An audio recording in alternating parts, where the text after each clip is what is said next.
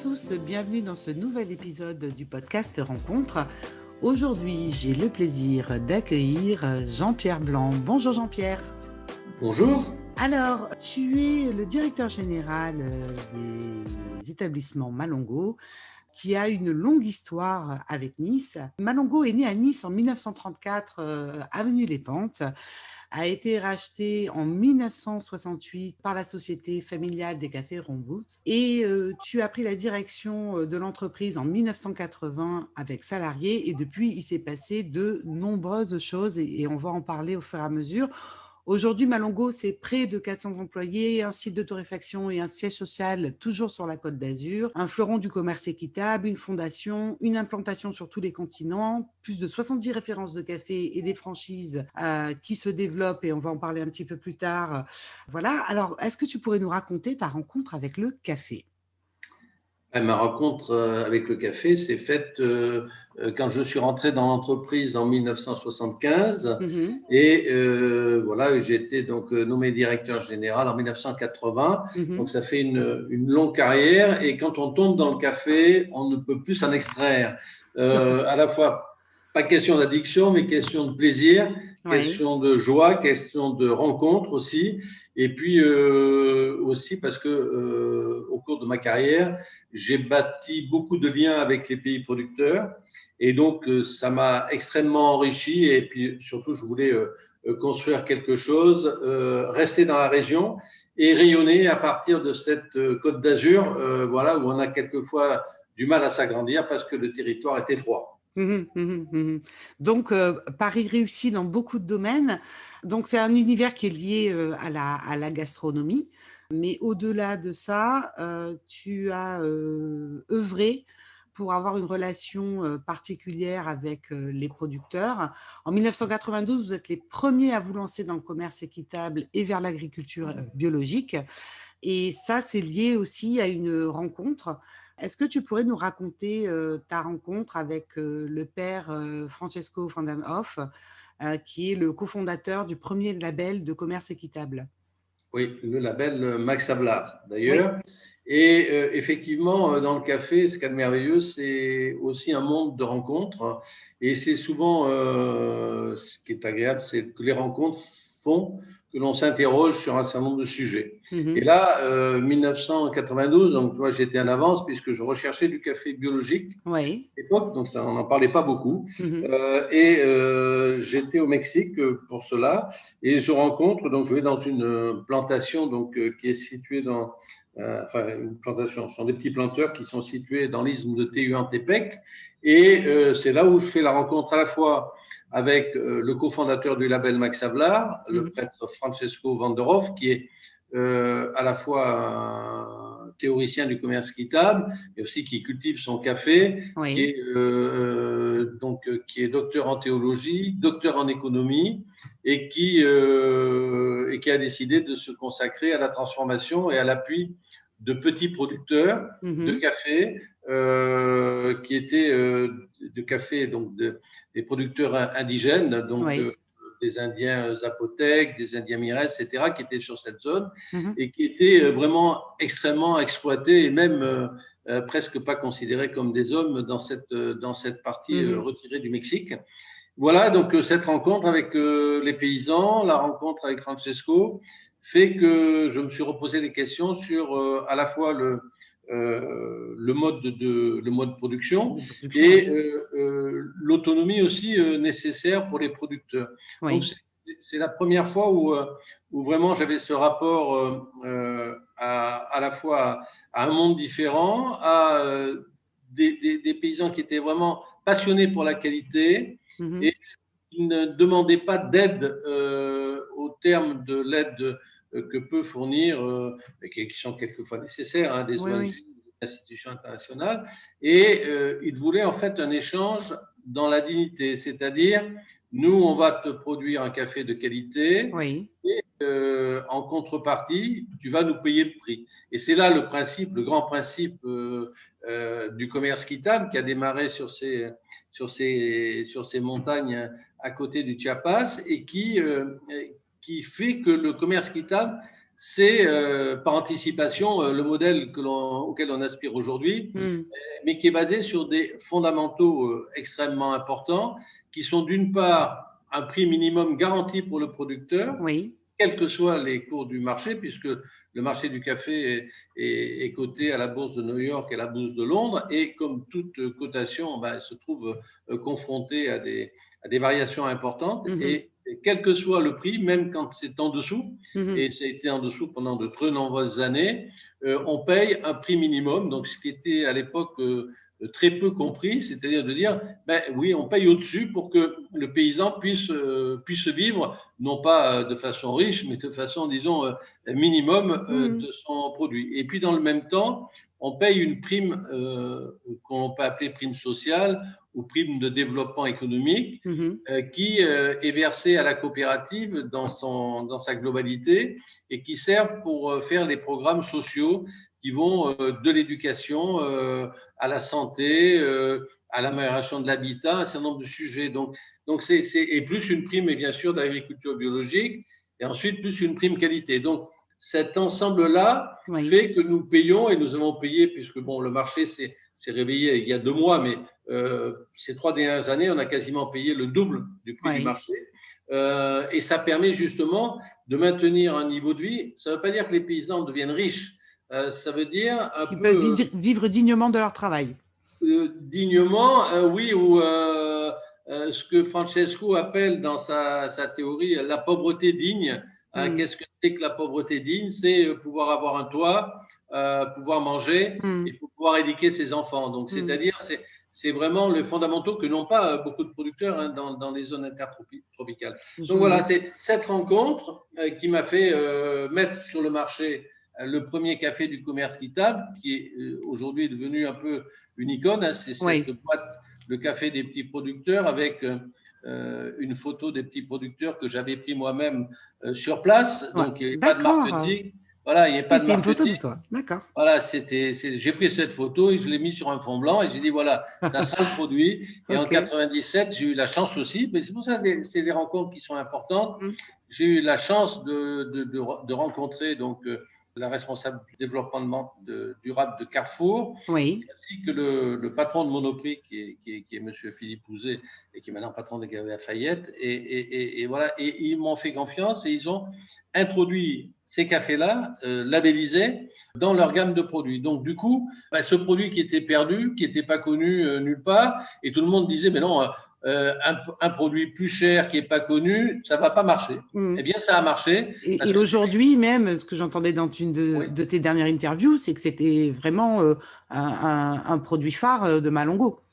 C'est non seulement un produit phare, mais c'est le premier produit du commerce équitable, de l'agriculture bio. C'est le second produit des Arabicas, donc vendu sur le marché de la grande distribution. Donc c'est un succès reconnu, de par, bien sûr, ce qu'il représente, ce qu'il véhicule. Surtout, le consommateur y revient. Et ça a été mon claim depuis le début, c'est la qualité. C'est-à-dire, je paye le prix, mais en contrepartie, je demande la qualité. Parce que mon consommateur, s'il achète une fois et que le café est excellent, il va acheter 2 fois, il va acheter 3 fois. La qualité, l'éthique. Il consomme de la qualité et en plus, il a l'éthique associée au produit. Et c'est de plus en plus dans le sens où les choses vont maintenant. C'est dans le sens. Maintenant, tout le monde s'empare de ce sujet et puis ça devient un peu la tarte à la crème, mais tout le monde essaie d'être plus propre que tout le monde. Voilà. Mais la réalité est beaucoup plus complexe, parce que évidemment, ça demande beaucoup de travail derrière, ça demande de l'appui aux producteurs, la qualité, ça demande dans chaque coopérative, on a à peu près une trentaine de coopératives que l'on suit, donc vraiment en direct de façon approfondie. On monte des laboratoires qualité sur place, on envoie des gens sur place, on explique, on envoie des ingénieurs agronomes. Donc, c'est-à-dire, c'est tout un travail de fond, ça ne vient pas tout seul. Et c'est cet échange, en fait, sur du long terme qui fait que les paysans s'en sortent peut-être un petit peu mieux et ont de la perspective. Parce que la première fois où j'ai été dans ces zones, le paysan, il pensait, et ce n'est pas un euphémisme, il faut bien se rendre compte de ça, il pensait à qu'est-ce qu'il allait manger le soir. Ils ne pensaient même pas à qu'est-ce qu'il allait manger le lendemain. Ils les mangeaient le soir. Et aujourd'hui, ils sont dans des perspectives où ils font des plans à plusieurs mois, à plusieurs années, etc. Et donc, ils ont développé d'autres activités autour. Donc, c'est-à-dire la construction, elle s'est faite collectivement, mais en toute autonomie. Ce n'est pas nous qui allons leur dire « Attends, il faut faire ça, il faut faire tel programme social ». Non, c'est eux, dans un système aussi, et là, on était extrêmement vigilants là-dessus, démocratique. C'est-à-dire la coopérative est constituée avec un président, un conseil d'administration, un conseil de surveillance. Et cette coopérative-là, les instances dirigeantes n'ont pas le droit de se présenter plus de 2 fois au même poste. C'est-à-dire que l'idée, c'est qu'il n'y ait pas de prise de pouvoir à l'interne et c'est que le maximum de revenus soit reversé aux paysans. Donc, c'est tout un travail qui est fait sur le fond. Sur le long terme. Sur le long terme. Ce n'est pas quelque chose qui sort du chapeau. Voilà, et d'ailleurs, je t'entendais parler dans un pays où vous avez fait un programme avec l'ONU, où vous avez remplacé des cultures de pavots. Oui, alors il y a eu de très beaux programmes qui sont montés, que monté l'ONU, l'UNODC qui est le bras de lutte contre la drogue et la criminalité de l'ONU, et un projet en Birmanie. Actuellement, on a d'autres projets avec eux sur le Nord-Laos et sur la Bolivie. Et ce programme, on l'a démarré il y a 4 ans sur le territoire Shan avec des populations c'est des populations qui étaient des montagnes sur lesquelles, à perte de vue, tu as des champs de pavots, qui est une jolie fleur, mais qui malheureusement est assez abominable, à la fois pour ceux qui la consomment, pour les paysans, parce que ça détruit l'environnement, il faut beaucoup d'engrais, de pesticides. Donc, c'est comment être en rupture avec ce modèle en donnant des revenus. Et nous nous sommes insérés dans ce programme il y a 4 ans et on a aidé à mettre en place à la fois bien sûr l'organisation pour cueillir le café, préparer le café dans les villages, le préparer pour l'exportation, s'occuper aussi d'appuyer pour l'organisation démocratique, financer aussi quelques structures de salaire au départ pour amorcer la pompe, payer que le prix pour amorcer aussi le système. Et aujourd'hui, on arrive avec un système fair trade en voie de labellisation organique, puisque c'est beaucoup plus long, puisqu'il faut 3 ans, justement, à équilibrer pour le paysan un revenu équivalent à celui qu'il avait avec le pavot. Donc, le café lui rapporte autant. Donc, il n'y a pas de baisse de revenus parce qu'il change de culture et de plantation. Et donc, ça permet vraiment d'aller de l'avant. Et aujourd'hui, c'est un café qui est excellent, donc qui est à la fois une fine acidité, qui a du corps, qui a de la puissance, qui a de l'arôme, qui pousse entre 1000 et 1400 mètres d'altitude. Bien sûr, ce sont des arabicas, que l'on fait vraiment en méthode traditionnelle et sur lesquels on assure aussi. On vient de lancer ce qu'on appelle, tu en entends parler beaucoup, la blockchain. Donc on a assuré une traçabilité complète jusqu'au village des produits donc, de notre boîte donc, de Birmanie avec un QR code. Oui, j'ai vu, ce fameux QR code. Donc le consommateur scanne son QR code, il rentre la date, la DLUO donc, qu'il y a derrière la boîte, et avec ça, il sait que le café qu'il boit a été récolté dans tel village, 3-4 villages, et qu'il est parti, qu'il a été dégusté tel jour par nos équipes, qu'il est parti sur tel bateau, qu'il est arrivé à tel endroit, qu'il a été torréfié tel jour, etc. C'est-à-dire que ça, c'est la traçabilité haut de gamme. Voilà, le produit de A jusqu'à Z. Voilà. C'est clair, c'est clair. Et donc, parallèlement donc, à tous ces engagements sociaux et environnementaux, puisqu'en fait, ils sont liés dans la stratégie Malongo, puisqu'il y a le bio, il y a l'histoire des capsules recyclables. Il y a aussi tout ce qui est, il y a le pendant gastronomique, donc de la qualité. Et vraiment, Malongo s'est toujours inscrit dans cette qualité, dans la gastronomie. Il y a une grande histoire de Malongo aussi avec la gastronomie. Vous êtes entouré de chefs. Oui, on travaille. Bien sûr, on a une activité gastronomie, hôtellerie, restauration, donc avec des équipes dédiées. Et on a travaillé avec beaucoup de chefs justement sur à la fois ce travail de la qualité, c'est-à-dire d'avoir des produits qui sont adaptés à leur demande, en allant très finement, hein, même sur des petits terroirs, sur des goûts particuliers, puisque chaque chef a souvent son opinion et sa façon de voir. Et donc ça, c'est un engagement que l'on a, et en plus, qui est complété par une activité technique, parce qu'il faut savoir que nous faisons à la fois de la recherche et développement et de l'entretien de machines à café, donc, parce que qui dit gastronomie dit matériel pour préparer le café, donc il faut pouvoir assumer à la fois la chaîne du petit producteur jusqu'à la tasse. C'est plus compliqué qu'une bouteille de vin qu'on va ouvrir, aussi bonne soit-elle. Le café, c'est différent. Et donc, voilà. Donc, nous, notre objectif, c'est vraiment d'assurer le meilleur de la qualité et le meilleur de service pour la restauration, pour l'hôtellerie, qui a beaucoup souffert l'année dernière et qui commence à reprendre des couleurs. Et donc, on était là pour, évidemment, appuyer à cette occasion au redémarrage et puis peut-être trouver des autres voies, des nouvelles voies pour les aider à commercer peut-être un peu mieux. Alors, c'est quoi un bon café? Alors, du coup, il y a la matière première. C'est quoi un bon café pour toi? Alors, un bon café, c'est d'abord un café que l'on apprécie.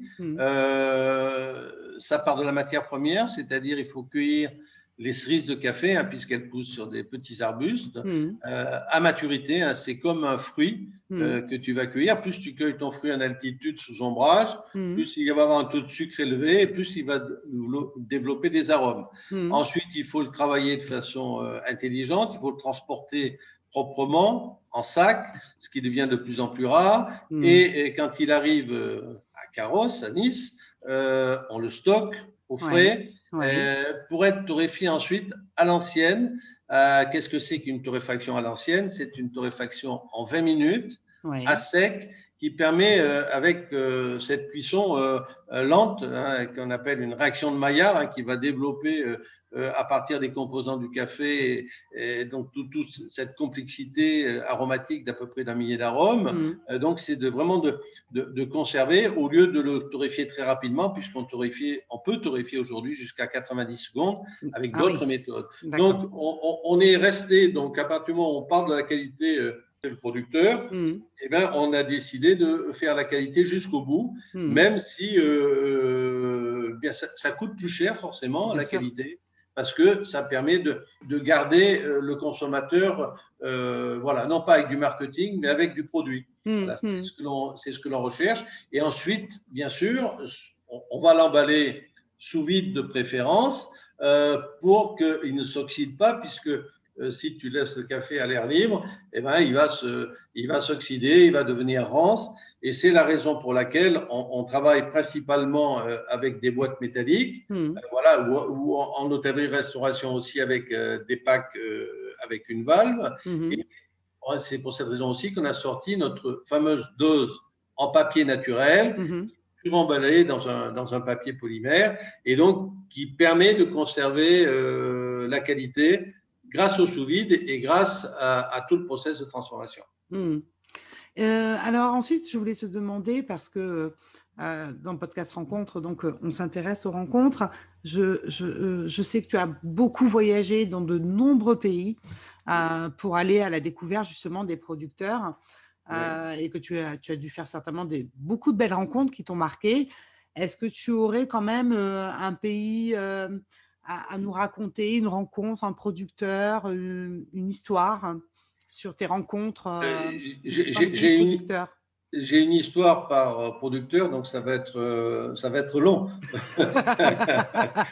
Non, mais plus sérieusement, ce qui est extraordinaire, c'est que chaque fois, c'est une rencontre. Moi, j'ai voyagé beaucoup, bien sûr, en Amérique centrale, au Mexique, beaucoup aussi en Afrique de l'Est, où il y a d'excellents cafés qui partent de l'Éthiopie. Hein. Quand tu descends, aujourd'hui, on a un programme aussi plus bas au Congo, au parc des Virunga, où on aide à développer la culture du café pour protéger les populations, pour éviter qu'elles aillent détruire le parc national et à la fois la flore et la faune. Donc, c'est des programmes, et on descend l'Afrique comme ça vers le bord du lac Kivu, et puis on descend jusqu'au Zimbabwe. Donc chaque fois, c'est un paysage une rencontre, Ouais. un homme, un partage, et Ouais. puis l'Asie aussi qui a été aussi une expérience extraordinaire en dehors de la Birmanie. Ouais. On a un magnifique programme qui est un pays qui est moins connu, qui est le Laos, Ouais. donc au sud du Laos, donc sur le plateau des Boloven. Mhm. Et on a rencontré des populations extraordinaires, donc ça fait Mhm. 10 ans qu'on travaille, et on peut dire qu'on a monté le plus beau programme de co-développement Ah, avec une coopérative, puisqu'ils sont complètement autonomes, d'accord. ils ont des revenus peut-être suffisants, on pense. Ils sont vraiment rentrés dans une phase de développement. Ils ont Mhm. fait évoluer, et j'ai à peu près 1000 familles là, qui vivent du café Mhm. et des produits complémentaires. Mhm. Et c'est vraiment une rencontre extraordinaire. C'est des populations voilà, on communique toujours par des intermédiaires, puisque Ouais. ils parlent laotien. Nous, on Ouais. n'a aucune chance de parler laotien. Donc, voilà, c'est comme en Birmanie, tu n'as aucune chance de parler. Donc voilà, donc c'est des rencontres toujours par intermédiaire, mais on se comprend parce qu'on est dans le produit, on est Il y a la dans la. passion Ouais, du et café. on est dans l'échange, Ouais. c'est-à-dire que c'est chaque fois, c'est un homme, une rencontre. Mm. Et c'est ce qui fait le sel de la vie, c'est quand même d'avoir des rencontres et de retrouver Mm. ce qui nous a manqué pendant cette dernière année, c'est Clairement. repouvoir voyager et Mm. repouvoir créer, construire, et ça se construit avec des rencontres. Alors, Malongo, c'est aussi des franchises et tu me parlais avant l'interview de ta dernière rencontre, donc avec la Géorgie. Est-ce que tu peux nous en dire deux petits mots? Ah, Oui, et ben on a trouvé donc on développe Malongo, c'est aussi des boutiques, c'est des coffee shops, c'est celles qui sont à Nice, autant à Cap 3000 qu'avenue Jean Médecin ou à la Libération, mhm. et on a développé des franchises, des master franchises en Philippines notamment, Oui, où on en est à la 4e boutique, et un autre pays que j'ai découvert, je l'avoue, qui est oui, proche de nous, oui. qui est la Géorgie à D'accord. Tbilissi, donc avec un partenaire, on a monté un gros Malongo café Oui, avec une torréfaction sur place, une boulangerie aussi. Et donc c'est un ensemble un peu de plusieurs centaines de mètres carrés. oui. Et c'est la découverte et des produits gastronomiques français, c'est-à-dire cette relation à la France qui est Ah, extraordinaire, parce que c'est un pays très francophile, d'accord. qui est magnifique, Oui, qui ont une histoire dans le vin aussi extraordinaire, puisqu'ils oui. font du vin fermenté dans des jarres. Ils ont des sites archéologiques remarquables, voilà, et des gens extrêmement gentils. Et voilà, donc on a dit, on monte ce partenariat Oui, et on va développer, parce qu'on est au cœur, presque, j'allais dire, au cœur de l'Europe, oui. sur un pays qui est un peu coincé entre la Russie, Hmm. l'Azerbaïdjan et la Turquie. Mais c'est un pays de plaisir, c'est un pays de bonheur. Voilà, voilà, c'est comme ça. D'accord. Et donc, ça nous permet d'envoyer nos équipes. On a été formés le personnel sur place. Oui. Et donc, ça nous permet d'avoir une ouverture d'esprit, de voir d'autres choses, et que nos équipes aussi Ben oui, se c'est façonnent. formateur. De toute façon, c'est Voilà, formateur. La rencontre est formatrice. la Bien rencontre sûr. est extrêmement formatrice. Voilà. Ben écoute, je te remercie. On va terminer par les questions. Alors d'abord, les deux questions que je pose à mes invités de la série Spécial Needs. Alors, en premier lieu, quel est ton plat niçois préféré?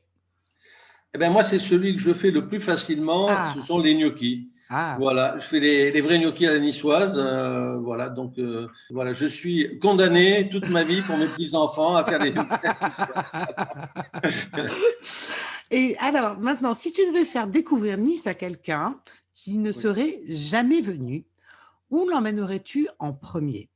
Ah, en premier, tu l'amènes forcément sur Oui, la colline du château, parce que de la colline du château, tu observes la oui, ville oui. qui dort en bas, et tu as une vue magnifique, bien sûr, du Cap d'Antibes jusqu'à Saint-Jean-Cap-Ferrat. Enfin, Oui, tu as oui. vraiment Un quelque panorama. chose qui te baigne dans la ville, et puis ensuite tu descends, et là tu pars dans le Vieux-Nice, et puis tu continues ta visite. D'accord.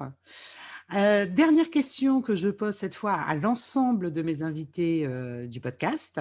Si toutes les rencontres étaient possibles, avec qui aimerais-tu dîner, passer un moment privilégié? Alors, ça peut être quelqu'un du passé, du présent, un personnage réel ou fictif, la personne de ton choix. Eh bien, je vais te dire que je n'ai pas de personne de mon choix pour une raison bien simple, c'est que pour moi, chaque rencontre est enrichissante, quelle qu'elle soit. Et D'accord. donc, je préfère me projeter au fur et à mesure de mes Te laisser pérégrinations, surprendre. de me laisser surprendre par une personne, par une autre. Ouais. Et je pense que c'est très enrichissant de pouvoir flâner comme ça à la rencontre des autres. Ouais. Voilà. Et plutôt que de m'identifier ou d'aimer Ouais. imaginer et converser avec quelqu'un du passé, je Ouais. suis ça se voit pas, mais je suis quelqu'un de l'avenir parce que Définitivement tourné vers l'avenir. voilà, disons, c'est ce que je pense qui est important, surtout pour les jeunes générations, Mhm. c'est se tourner vers l'avenir, savoir que tout est possible, il suffit de le vouloir, il suffit de le faire, il suffit d'échanger, il Mhm. faut sortir de peut-être des réseaux sociaux de façon trop systématique, Ouais. il faut en profiter comme d'un outil et profiter du reste. Bah, écoute, je te remercie pour cette jolie réponse. Merci beaucoup, Jean-Pierre. À Merci, bientôt. merci Cécile, à bientôt.